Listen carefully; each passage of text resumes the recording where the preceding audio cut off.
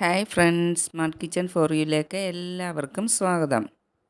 ഇന്നത്തെ റെസിപ്പി ഇടിഞ്ചക്ക തോരനാണ്. ഇടിഞ്ചക്ക കൊണ്ട് നമ്മൾ പല രീതിയിൽ തോരൻ വെക്കാറുണ്ട്. പക്ഷേ നിങ്ങൾ ഈ രീതിയിലൊന്ന് ചെയ്തു നോക്കണേ. ഫ്രണ്ട്സ്, നിങ്ങൾക്ക് എല്ലാവർക്കും സുഖം തന്നെയല്ലേ? വീഡിയോ കണ്ടുകൊണ്ടിരിക്കുമ്പം തന്നെ ഇഷ്ടപ്പെട്ടാലൊന്ന് ലൈക്ക് ചെയ്യാൻ മറക്കല്ലേ. അതുപോലെ സബ്സ്ക്രൈബ് ചെയ്യാതെ കൂട്ടുകാരുണ്ടെങ്കിൽ സബ്സ്ക്രൈബ് ചെയ്ത് സപ്പോർട്ടും കൂടി ചെയ്യണേ. ഇന്ന് ഞാൻ വെച്ച ഇടിഞ്ചക്ക തോരൻ എങ്ങനെയാണ് തയ്യാറാക്കിയതെന്ന് നോക്കിയാലോ. തീരെ ചെറുതല്ലാത്ത ഒരു ഇടിഞ്ചക്കയാണ് തോരനായിട്ട് എടുത്തിരിക്കുന്നത്. അതിൻ്റെ ഞെടുപ്പ് വശം കട്ട് ചെയ്ത് കളയാം. അതിനുശേഷം അതിൻ്റെ അരക്കൊന്ന് തുടച്ച് മാറ്റാം. ഞാനൊരു പ്ലാസ്റ്റിക് കവർ കൊണ്ടാണ് തുടച്ചെടുക്കുന്നത്. ഈ ചക്കയുടെ പുറം ഭാഗം ഒന്ന് ചെത്തിക്കളയാം. മുകളിൽ നിന്നും ഈ രീതിയിൽ താഴോട്ട് തൊലി ചെത്തിക്കളയുകയാണ് ചെയ്യുന്നത്.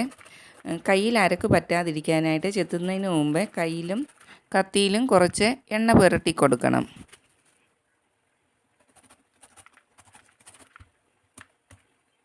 ഇങ്ങനെ തൊലിയെല്ലാം ചെത്തിയെടുത്തതിന് ശേഷം പുറത്തെ അരക്കൊക്കെ ഒന്നും കൂടി തുടച്ച് ക്ലീനാക്കി എടുക്കാം.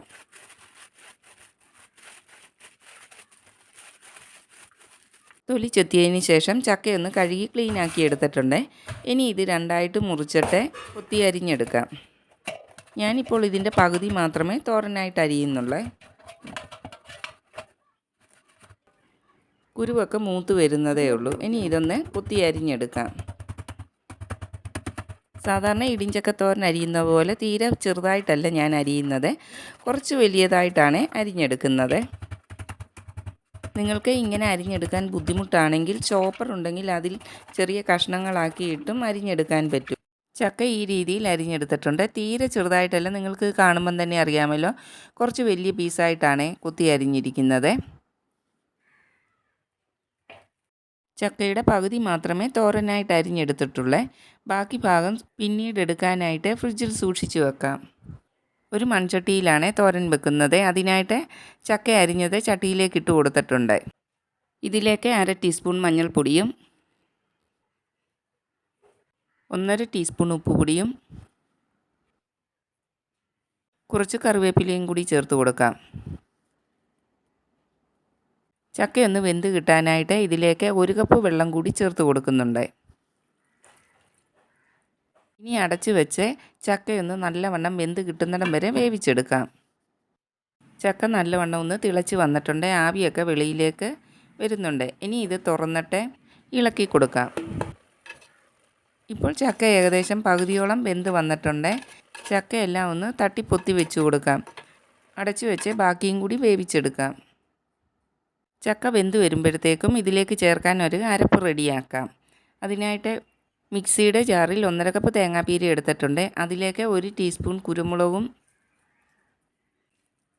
5 അല്ലി വെളുത്തുള്ളിയും കുറച്ച് കാന്താരിയും ചേർത്ത് കൊടുക്കുന്നുണ്ട്. ഒരു 15 കാന്താരിയോളം ചേർത്ത് കൊടുക്കുന്നുണ്ട്. ചക്ക വേവിക്കുന്നതിനും ഇടിഞ്ചക്ക തോരനുമെല്ലാം കാന്താരി ചേർത്ത് കൊടുത്താൽ ഒരു പ്രത്യേക ടേസ്റ്റാണ്. കാന്താരി ഇല്ലെങ്കിൽ എരിവിനനുസരിച്ച് 4-5 പച്ചമുളക് ചേർത്ത് കൊടുക്കുക.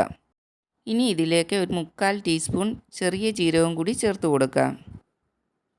തേങ്ങാപ്പീരയ്ക്ക് ഒരു കളറ് കിട്ടാനായിട്ട് 1/4 ടീസ്പൂൺ മഞ്ഞൾപ്പൊടിയും കൂടി ചേർത്ത് കൊടുക്കാം. ഇനി ഇത് അരഞ്ഞു പോകാതെ ഒന്ന് ചതച്ചെടുത്ത് കൊണ്ടുവരാം. ഈ രീതിയിലാണ് ചതച്ചെടുക്കേണ്ടത്. ഇനി അടപ്പ് മാറ്റി ഒന്ന് ഇളക്കി നോക്കാം. ഒഴിച്ചു കൊടുത്തിരിക്കുന്ന വെള്ളമെല്ലാം പറ്റി ചക്ക വെന്ത് വന്നിട്ടുണ്ട്. ചക്ക വെന്തോന്നറിയാനായിട്ട് ഇതുപോലെ ഒരു കഷ്ണം എടുത്ത് ഞെക്കി നോക്കിയാൽ മതി. ചക്ക നല്ലവണ്ണം വെന്ത് വന്നിട്ടുണ്ട്. ഇനി ഇതിലേക്ക് ചതച്ച് വെച്ചിരിക്കുന്ന അരപ്പ് ചേർത്ത് കൊടുക്കാം. ഇനി ജാർ കഴുകിയ കുറച്ച് വെള്ളം കൂടി ചേർത്ത് കൊടുക്കാം. 1-2 ടീസ്പൂൺ വെള്ളം മാത്രം ചേർത്ത് കൊടുത്താൽ മതി.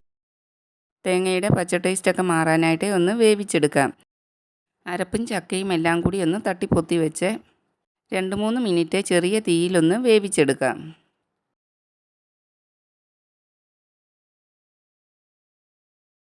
രണ്ട് 3 മിനിറ്റ് ആയിട്ടുണ്ട്. ഇനി അടപ്പ് മാറ്റി ഒന്ന് നോക്കാം. ആവിയൊക്കെ നല്ലവണ്ണം വന്നിട്ടുണ്ട്.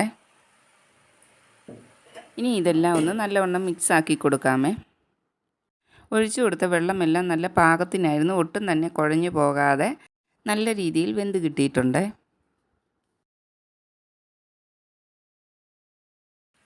ഇടിഞ്ചക്ക തോരൻ നല്ല പെർഫെക്റ്റായിട്ട് വെന്ത് കിട്ടിയിട്ടുണ്ട്.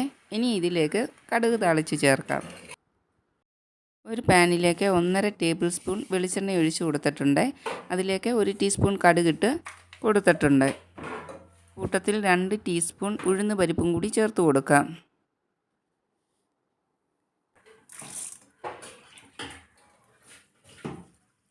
കൂട്ടത്തിൽ 3-4 ഉണക്കമുളകും കുറച്ച് കറിവേപ്പിലയും കൂടി ചേർത്ത് കൊടുക്കാം. ഉഴുന്നും ഉണക്കമുളകും കറിവേപ്പിലയും എല്ലാം ഒന്ന് മൂത്ത് വരുന്നിടം വരെ ഇളക്കി കൊടുക്കാം.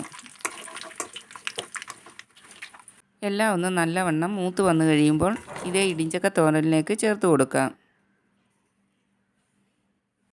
ഇനി എല്ലാം ഒന്ന് നല്ലവണ്ണം മിക്സാക്കി കൊടുക്കാം. വീഡിയോ കണ്ട് സപ്പോർട്ട് ചെയ്യുന്ന എല്ലാ കൂട്ടുകാരോടും പ്രത്യേകം താങ്ക്സ് പറയുന്നു. അതുപോലെ നിങ്ങൾക്ക് എൻ്റെ വീഡിയോ ഇഷ്ടപ്പെട്ടാൽ ഫ്രണ്ട്സിനും ഫാമിലിക്കും എല്ലാം ഒന്ന് ഷെയർ ചെയ്ത് കൊടുക്കുകയും സബ്സ്ക്രൈബ് ചെയ്യാതെ കാണുന്ന കൂട്ടുകാരുണ്ടെങ്കിൽ ഒന്ന് സബ്സ്ക്രൈബ് ചെയ്ത് സപ്പോർട്ടും കൂടി ചെയ്യണേ. ഇപ്പോൾ മിക്കയിടത്തും ഇടിഞ്ചക്കയായി തുടങ്ങിയിട്ടുണ്ടല്ലോ. നിങ്ങൾക്കും ഈ ഇടിഞ്ചക്ക കിട്ടുമ്പോൾ ഈ രീതിയിലൊന്ന് തോരൻ വെച്ച് നോക്കണേ. ഈ ഇടിഞ്ചക്ക തോരൻ മാത്രം മതി 1 പ്ലേറ്റ് ചോറ് കഴിക്കുന്നതിന്. നിങ്ങളും ഇതൊന്ന് ട്രൈ ചെയ്ത് നോക്കുമല്ലോ. Thanks for watching.